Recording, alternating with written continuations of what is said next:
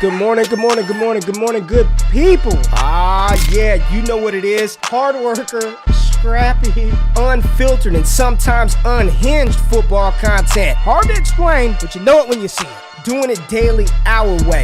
I don't know what you're talking about right now. Redraft and Dynasty Fantasy Football, we got you covered. You know their defense is ranked like 31st in the NFL? NFL draft prospects and rookies? Now you know you in the right place for that. Absolutely. All right, then stop saying it.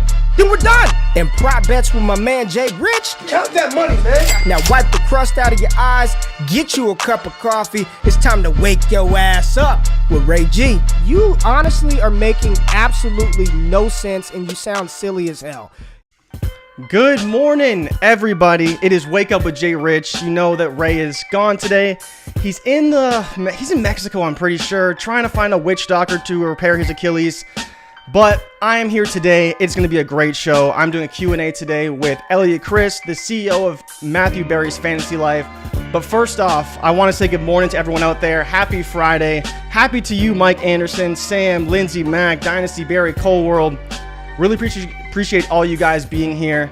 But I'm not even going to bear the intro. Of course, this show is sponsored by Prize Picks. Make sure you use promo code WAKEUP for a 100% deposit match up to $100. But I won't delay it anymore. I have my dear friend, Eliot Crist, in the building. Eliot, how are you doing? How are you feeling? We met at the Fantasy Football Expo, so I saw how tall you are. So people who don't understand here, people don't understand this show just got a lot taller. We took our weak link out of the show. We brought in star center. Maybe could you play center, power forward in like a men's league? You're like what, 6'6", 6'7"?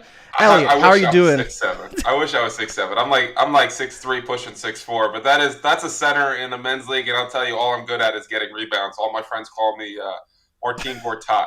That's the nickname. Just hang out down there and just go be big and pass the ball whenever you get it.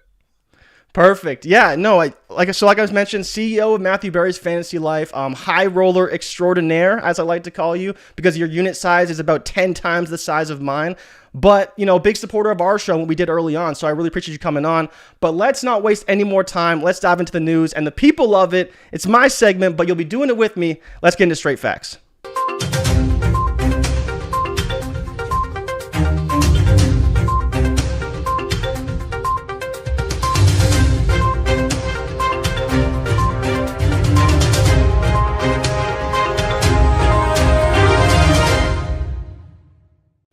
So, the biggest news yesterday dropped. Russell Wilson extended to a 5-year contract, $245 million, 165 guaranteed. I saw 161 guaranteed. The point is, it was more than Kyler Murray. Now, Russell Wilson is under contract for 7 years and $295 million signed through his age 30 season. Eliot, how do you feel about Russell Wilson now that he's signed to this mega contract, locked in for the Denver Broncos with this new ownership regime? How do you feel about the weapons? How do you feel about the team? And how do you feel about Russell Wilson with this new extension? Yeah, I mean, I think it makes a lot of sense. This is basically what a quarterback gets paid these days, right? $250 million in some form or fashion. It's what Lamar's arguing with the Ravens about right now, is he wants a higher form of guarantee. This is the number, and the guarantees are what determine everybody. But I think from a Broncos perspective, it's smart. You went all in on getting Russell Wilson. You got to extend him, and this is going to make or break the franchise for the next 5 years. And I think it's going to make it. Like, getting him with Cortland Sutton and Jerry Jeudy. I really wish Tim Patrick was healthy because I think he's one of the most underrated receivers in football. And Javonte Williams and Melvin Gordon and, you know, Alberto, who may or may not ever be a thing, but regardless, he's a good athlete at the tight end position. You know, on top of the fact that they've got a good defense with some cornerstone pieces there, like, if you're going to compete in this division where Justin Herbert, who is not Blake Griffin, and Patrick Mahomes are going to be in this division for a long time, Derek Carr is going to be in it too, but I'm less worried about him. You have to swing big, right? This is what you have to do. You have to lock in your quarterback. Russell Wilson's got a long career, and maybe we'll finally see what he does when they go pass first and stop just handing the ball off 30 times a game and hoping that he can, you know, remain this incredibly efficient passer to make up for the lackluster coaching. So I think it's a no-brainer decision for the Denver Broncos. Yeah, and you talk about, you know, an ownership group paying, you know, $4.5 million for this franchise. Could you imagine if they decided, well, you know, we don't really want to extend Russell Wilson? But the biggest thing with this whole story comes back to Lamar Jackson, right?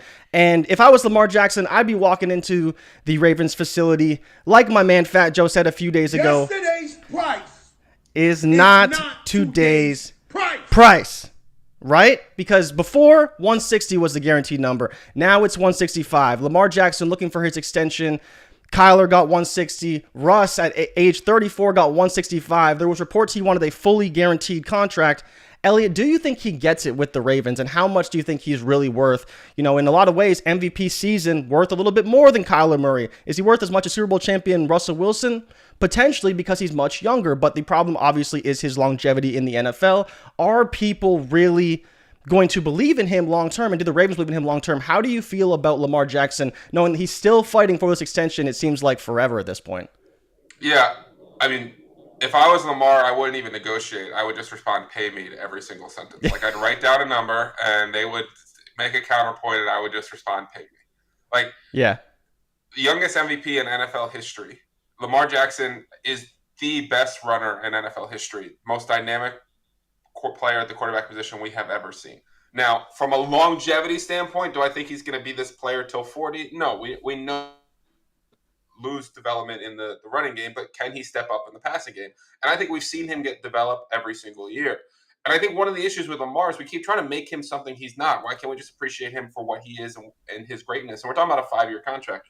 If Lamar's not good for the next 5 years, the Ravens are done anyway. So I give the man his money. He's earned it. And he's still, the next 5 years, he still projects to be an elite athlete and take them to the next level. Yeah, absolutely. And like you said, he's a guy who can really get it done for that franchise. I'm not worried about him in the slightest. And I think that in a lot of ways, the Ravens just need to suck it up. That's not necessarily what they planned on doing. Maybe they plan on replacing him at some point, but he's going to be their franchise quarterback. You think about the revenue that he drives for that franchise consistently, they have to sign him at this point. Russ is getting his deal. Kyler got his deal. I talked with Ray a lot, and it just feels, unfortunately for Lamar, like he peaked too early getting the MVP in his second season. Then after that, obviously, it's been down in some ways ever since. But he's a team that can take them to the promised land, and a team that I believe is structured in a way that they can succeed. But let's switch gears here, and let's go to the AFC West, and let's talk about Sony Michel. Sony Michel was kind of a surprise cut from the Miami Dolphins. Do you think he can be relevant for this Chargers franchise now that he's signed with them to be that Austin Eckler complement? We thought it would be Isaiah Spiller, the 4th-round draft pick out of Texas A&M. And then another little stat that I dug up is when Michel's been healthy for 13 games, he's carried the ball at least 200 times every year of his career. Do you think he will do that for the Chargers, and how do you feel about him in fantasy now that he's on that team? No, I do not think he will do that for the Chargers. Just kind of point blank period. I think Isaiah Spiller is a really good, interesting case study for fantasy in general, where we like these prospects and we push them up the board with too much certainty, right? He was a great guy to swing on in best ball drafts in the 15th round. Take a chance. There's a lot of unknown. Once you start acting like the known, the unknown is known, you're going to get yourself into a lot of trouble. Right? This is an unknown situation, and now you've set the price as if he is locked and loaded in that position. So yeah. I would be out on Isaiah Spiller right now. I think Joshua Kelly's still probably going to be a little bit involved. But ultimately, this is going to be Austin Eckler's team, especially near the red zone. They get creative with him. He was, second in the NFL in touchdowns last year. So they're not going to stop using Austin Eckler. So would I hate Sony Michel at the end like a best ball draft where I never have to count on him on a weekly production? No, but I'm not counting on him for anything real this year. Yeah, no, I think you made a really good point about Isaiah Spiller, right? We all wanted him to be a thing, to be that complement, potentially, 150 carries, maybe catch a few balls out of the backfield, but be that complement to Austin Eckler. Now it seems like maybe the team isn't so confident he's going to be able to take that role because, to your point, Joshua Kelly was kind of the backup / co-starter with Austin Eckler, and Spiller, he's dealing with the ankle injury, potentially going to be back for week 1, but not an encouraging sign for him when they are signing Sony Michel. And that may mean nothing, right? This is a guy who was on Miami and got cut, and they still kept, I believe, 5 running backs on that roster. So for him to be picked up by the Chargers, maybe it's a depth move, maybe it doesn't mean a whole lot, but at the end of the day, it means more than nothing, especially for Isaiah Spiller looking to make a name for himself in the NFL this season. Now, the biggest trade, I think, at least as far as this show is concerned, was Jalen Reagor being traded from Philadelphia to Minnesota. Ray's favorite wide receiver of the draft wanted him over Justin Jefferson. Now he's playing second fiddle, or better yet, fifth fiddle to Justin Jefferson in Minnesota. They traded a 7th-round pick and a conditional 4th for him. They did release Amir Smith-Marset, who was their primary punt returner. They basically said that he's not good enough in a statement, which was pretty hilarious. Statements out of Minnesota have been wild lately. But Eliot, is there any hope for Ray and his love of Jalen Reagor in Minnesota to maybe be the wide receiver 3? We know KJ Osborne's there. They need a deep threat and a punt returner. We know that Jalen can do that. But is there any hope for Ray that maybe Reagor can carve out a small role, maybe in deep best ball formats? I think it's pretty hilarious that he gets traded to Minnesota, by the way. Yeah. Like, after all that, like that, this is another great time to do the Fat Dro drop, where it's like today's price is not yesterday's price in terms yesterday's price is not. My man went ahead of Justin Jefferson, and now he's his backup. Yeah, maybe his backup if he's lucky, right? Yeah, I think he'll probably compete with KJ Osborne, but ultimately that team is gonna funnel targets to Justin Jefferson and Adam Thielen. It's probably a better spot than he was before in terms of it's probably a passing QB Absolutely. upgrade, volume upgrade. He's got an opportunity to be that third wide receiver as opposed to he was behind Quez Watkins for sure. So it's an upgrade, but is he relevant? I don't think so. Yeah, I mean, you just said it, right? Is that I think he can compete with KJ Osborne, but at the same time, I think they do different things, right? Like he's more of a deep threat, can stretch the field. KJ Osborne, in a lot of ways, is a guy who can step in and replace Adam Thielen if need be, or can be a complement in the short intermediate game versus Reagor, who, while he can run some bubble screens and obviously can return punts, he is more of a deep threat, intermediate guy, at least as far as his skill set out of college kind of dictated and what we've seen from him in the NFL so far. Now, another concerning situation coming out of Arizona is that Zach Ertz and Rondale Moore are questionable for week 1. How does that make you feel about, I'm actually thinking about this from a DFS perspective with Arizona and Kansas City. That's looking like it's going to be a super stack. Mahomes, the highest rated quarterback on the slate on DraftKings at least. Where are you at with this team now? If Kyler Murray only has Hollywood Brown, how is this team possibly going to compete with the Chiefs in week 1? The Cardinals' first half of the year have been incredible, and their second half of the years have been awful under Cliff Kingsbury. So it's interesting that Chiefs right now, I think, are the most bet team in the NFL for week 1 at -3.5 as road dogs, which that gets scary in a hurry when it's like, well, how could the Cardinals win this game? They're 3.5-point home underdogs. But in DFS, I mean, Marquise Brown, I think, is going to get fed. We've seen him be a very good receiver with high volume as well, right? He's had some really big weeks. Last year, I think people forget just how good he was for the Ravens. And he gets to play in that air raid offense where he thrived with Kyler in college. So I think you're going to see a ton of him early on. But like you said, no DeAndre Hopkins, potentially no Rondale Moore, no Zach Ertz. They did draft Trey McBride, who I liked a lot. So I think he's like But rookie tight ends are so tough to count on. So I think it's going to be the Hollywood show for a while, and we'll see what happens with everybody else.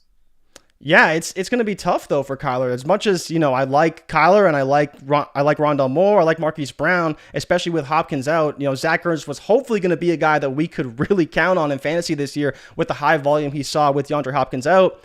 It's just not looking good now. And what does it mean for James Conner with, guys maybe coming down in the box because they don't have the weapons on the outside to dictate them being further back and him getting more running lanes?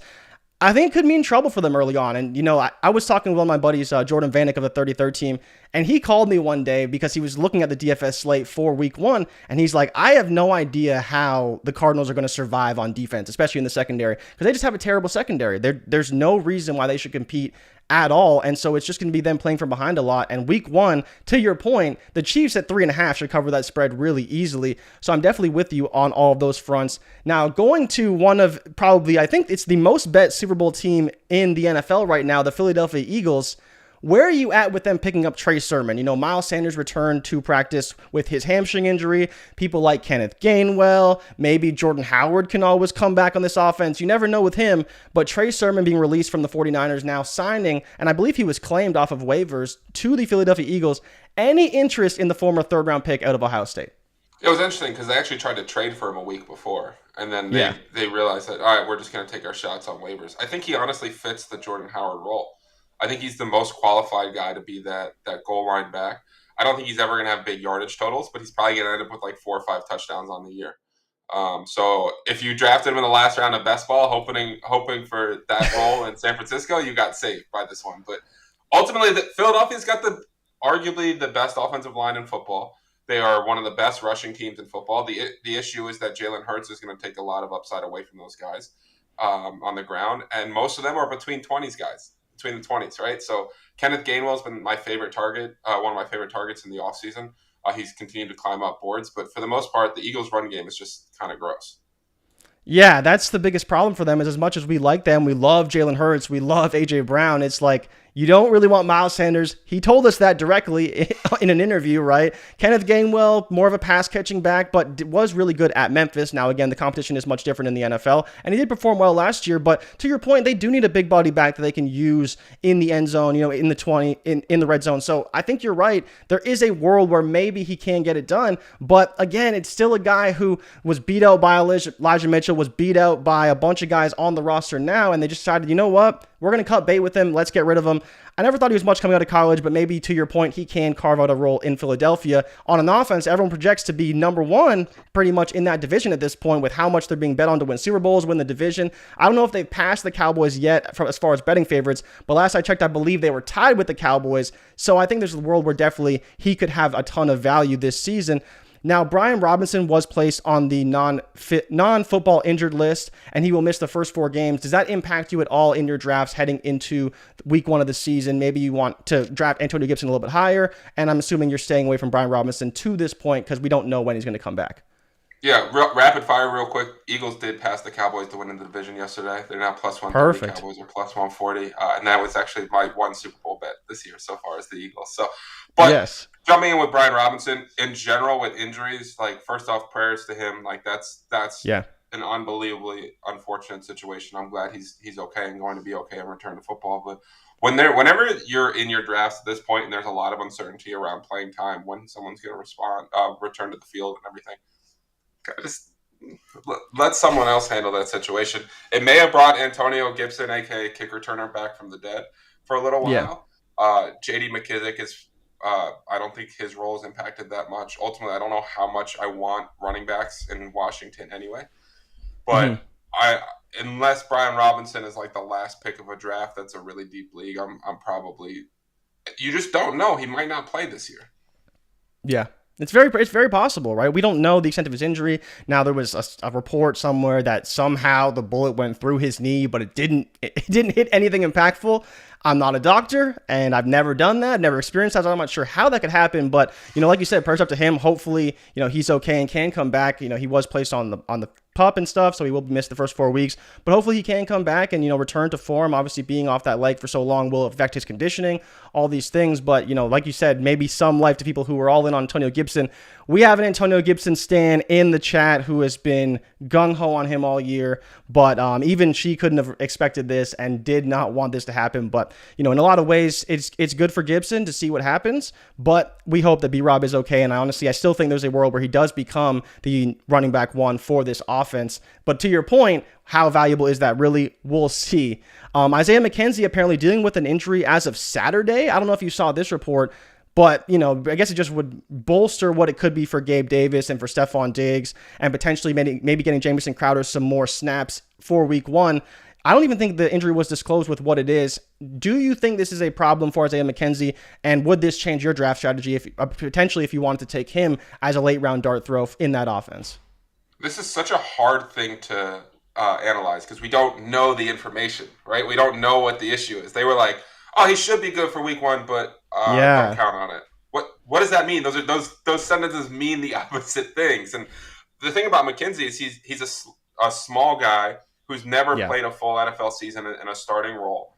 And when these smaller players get nicked up, I feel like it takes a lot more for them to come back. And while he beat Jamison Crowder out in camp, Jamison Crowder was the number 2 man beater in all of football last year. This has been a guy he's not as old as we think he is. He's like 28. I think in everyone's mind, Jamison Crowder's like 35 years old. And he wins in man coverage, and he fits that Cole Beasley role very well. The interesting thing is, right before the news broke, I actually bet McKenzie at plus 390 to score a touchdown in the first week. Loved that. Yeah. I was like, I love that. This is not priced right. Last year, Cole Beasley was like plus 165 at all times. I cashed out because I don't want to be in a situation where he's limited and plays a little bit, and then I'm screwed there. But yeah, I would be very nervous if I ended up drafting McKenzie at the high end of ranges because I think Jamison Crowder, with a couple good weeks, they could make it tougher for McKenzie to get back that full-time starting slot role because Jamison Crowder is probably the best wide receiver 4 in all of football. Yeah, no, absolutely. And I think people need to remember that, like, this is in a lot of ways the wide receiver 2 role in this system. It's not the outside wide receiver who gets second most targets in this system. It's been, to your point, Cole Beasley getting upwards of 100 targets each of the last 3 seasons. And that includes when Josh Allen was bad. Everyone looks at this system and says, oh, Josh Allen's been good for 2 years. They're going to continue that. But the slot role getting 100 targets has been solidified for over 3 seasons. And so whether it's McKenzie or Crowder, one of those guys is probably going to have value. I know everyone wants it to be Gabe Davis. I'm kind of out on Gabe Davis, frankly. I don't really agree with the ADP, but to everyone's point, the upside is tremendous. And Fizzle Dollars did say it in the chat that the problem with McKenzie as well is that they play on Thursday. You don't even have the Sunday game to give him a couple extra days to maybe get healthy. So I don't know. I think to your point, you kind of have to just wait and see with him and hope that he's all right. But moving to the Titans now, from one washed receiver last season to another, is there any hope that maybe, just maybe, Eliot, Josh Gordon can be fantasy relevant in 2022 after, I believe, leading the league in receiving yards in 2013, back when he was super high on the weed? How do you feel about Josh Gordon in Tennessee? Can he carve out a role in that offense? I will say, when you say going from one washed receiver to another in Tennessee, I thought we were going to make a Treylon Burks joke. But Oh, no, I was talking about Julio Jones. Now it's not funny anymore. No, Josh Gordon, he's done, man. He's like, unfortunately, we never got to see fully prime Josh Gordon. We have like 5 years of data in a row of him not doing anything, including playing with Patrick Mahomes. Like, it's time to let it go. It's done. It's over. It was an incredible season, but it's over. Yeah. It's not looking good for him. Again, I want no part. And even if you did believe this isn't the right system for him to be in, you talk about my Julio Jones slander, right? But even last season, he wasn't fully there. He wasn't engaged. He didn't have the confidence of the coaching staff. And now he's in Tampa Bay, where they throw the ball 700 times a year, so he can actually carve out a role. And obviously, he's going to the Hall of Fame, so that doesn't hurt either. And, for me, that's kind of the biggest thing is that this offense will run through Derrick Henry. Treylon Burks probably going to have a role. Nick Westbrook-Akino probably have a role. Robert Woods, maybe, somehow Kyle Phillips can get on the field. Everyone's favorite sleeper, everyone's favorite gym rat, Kyle Phillips, maybe carve out a role in Tennessee. But again, I don't think that Josh Gordon is going to be the guy this season. Now, Mike Anderson has been dying, Elliot. He is our NBA fan extraordinaire. He always loves it when we talk about the NBA on the show. How do you feel about Donovan Mitchell being traded to the Cleveland Cavaliers? That news broke yesterday. 3 first-round picks. Colin Sexton is finally gone, thank God.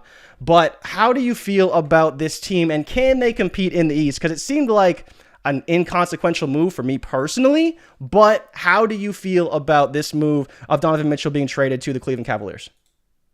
I love it for both sides. I like that Utah just blew it up. They weren't going to go anywhere, and it's gonna take them a while, and we'll see what happens. But from Cleveland's standpoint, and I actually feel a little bit this way for Minnesota too, though Rudy Gobert is probably the wrong guy to go get. No one's signing in Cleveland anyway. Like, you're not. Sure. The only way you're getting someone to Cleveland is by an overpay, or you're drafting them, and your team had gotten too good to the point where you're going to get a piece to put you over the top. I don't think they'll ever be a championship team, but Darius Garland and Donovan Mitchell, you could do a lot worse than that. And Evan Mobley with Jared Allen, like, that's like a 4th, 5th seed. Maybe they get hot one playoffs, they make an Eastern Conference final. Like, but in Cleveland, like, you ain't got that much more to root for, right? Like, no, you have to get really lucky. You have to get that LeBron James because no one's signed into Cleveland. That's no knock on Cleveland or Ohio. I had a great time in Canton. But you're going to have a hard time convincing guys to go to Canton instead of Miami when it comes to NBA players. So I like that they swung big because you're not going to get anyone else. No, 100%. And I think that's the biggest point here is that as much as for a basketball fan, I'm kind of like, maybe it's not going to work out. There's not a whole ton of star power. Doesn't really play defense. But to your point, this is all they can do. They have to mortgage the future. They have to do whatever they can do to get players on this team because, like you said, nobody is signing in Cleveland. Nobody is signing in Minnesota. And I can't imagine any player wants to sign to play with Karl Anthony Towns and all of his antics on and off the court, frankly. But they can compete. They're not going to be that good. But, okay. Eliot, I want to transition now because I have some questions for you. I want to talk about fantasy life. And for people who aren't, tapped into fantasy life somehow, I mean, maybe you've never heard of Matthew Berry. He's like this kind of a big deal dude. But Eliot, the CEO of Matthew Berry's Fantasy Life, running the whole show, making the new website. Obviously, we talked about it in Canton, but I wanted to introduce it to our audience and have you on the show. You told me there's only one thing you have to do, and that is subscribe to the newsletter, and you'll be updated on everything they're doing. Matthew Berry's Fantasy Life, presented by KFC. Eliot, tell us about Fantasy Life. How are things going as you get close to the season? I see an announcement almost every day, it seems. You guys got Marcus Grant doing a podcast. You probably got who else knows coming on. Maybe you can get Terrell Owens to do a podcast for Fantasy Life. I would watch that at least if you are thinking of anything that you do want to do. But how is it going and what tools are you launching? Because it seems like, I know you and the things that you're capable of launching tools for betting, for fantasy, the finger-licking good rankings over on fantasylife.com. What are you most excited for this season from the team and the tools that you're launching? It's been a hell of a ride. And I think one of the things I'm most excited about is that everything's 100% free. So we're trying to put the power back in users' hands. So the newsletter is going to get delivered every day with, you wake up, watch the show, read the newsletter. You're ready to go for everything you need to do. So, we added Marcus. We have two big names we're going to announce next week as well that I'm really excited about. The KFC sponsorship was huge, I think, for the entire industry, continuing to put fantasy more mainstream, which is what Matthew's done throughout his whole career. Yesterday, he partnered with Tom Brady. So, it's really, really exciting. We're going to announce it later today on social, but I'll give it a little tease. We're going to launch our Fantasy Life Facebook game, where it's the fantasy game on Facebook. We partnered with them today. So, really excited about that. From a content perspective, we have about 100 pieces of content, all free, from video, audio, social. Got to do the TikToks these days, right? Everything's coming out, so really excited about that. From a tools perspective, we're going to launch our Start Sit tool, our League Sync tool next week. We'll have our props tools, all of our projections comparing against the line. And with one of the talents we're bringing on next week, we think we have one of the best, if not the best, data guy coming on as well. So that's a little tease. Can't say his name. You'll learn about that next week. No way. Yeah, the data is everything. Ray and I have been diving deep into the data for prize picks and for the betting content. And, obviously I appreciate all of the advice you've given me. You made me some money in the NFL draft. So I will definitely be tapped into all the things on Fantasy Life. But make sure you go into the description of the video and sign up for the newsletter at fantasylife.com. And, if you want to, subscribe to our newsletter. That's in the description too. That dropped today, so you can get that. But another question I have for you, because you're on the show. I mean, you're wearing the KC hat, which feels like you're being a traitor right now. But we have to talk Jets. Your New York Jets. What are they going to do this season? Let's start right off the bat. What is their record going to be? And are you taking the over-under for their win total, which I believe is 6.5? I think 6.5 is right. I think they're going to win 7 games. I think their ceiling is 9. I think their floor is probably 4 to 5. They're really improved talent-wise, right? Going from a lack of pass rush and corners and getting Sauce Gardner is going to be huge. DJ Reed, moving down these guys down the depth chart really helps. Obviously, I think drafting Garrett Wilson was a home run to pair with Elijah Moore and Corey Davis and getting Breece Hall. There's a lot of pieces, but they're still first and second year players. And that typically, I know everyone's like, who's this year's Bengals? The answer is probably no one, right? The Jets still have a long way to go in development. Zach Wilson luckily did not tear his ACL, but he's questionable, unlikely for week 1. We'll see how that impacts his development. Joe Flacco, I think, actually probably helps them have a chance to win some games early on in this year. But they're still such a developmental team that from a fan perspective, the only goal for me is to see them compete and get better and throw to Elijah Moore. Yes, of course. We all know your love of Elijah Moore. Now, I want to know if you'd ever hedge against your team. Can I interest you in a hedge bet against your Jets? Can I interest you in that or no? My favorite team is not the Jets. My favorite team is the team I bet on. That is the correct answer. But an interesting bet, if you wanted to, I believe I was looking at this. I forget what site it was on, but it was like 50 to 1. And it's for the Jets' first win to be beyond like week 10 or something. And all they have to do is get through the first 2 weeks. They lose the first 2 weeks, which, I mean, they probably should. They have the Ravens week 1, then